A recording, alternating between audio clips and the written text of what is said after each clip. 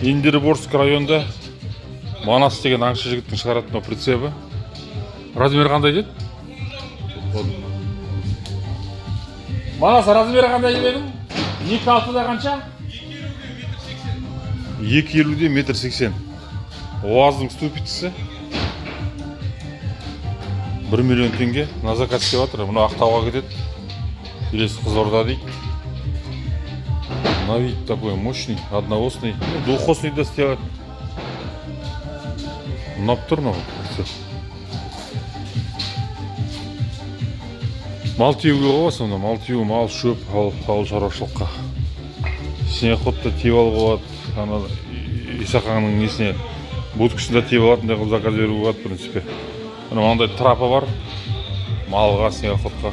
Мынау борт көтеріледі де, астында орын бар, соң астында тығыз жерді, прицептің астынан ауыз. Өзімен бірге жүреді постоянно.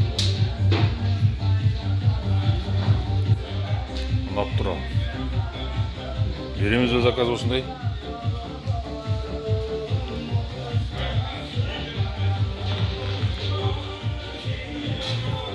Шебер жігіт, цех целый.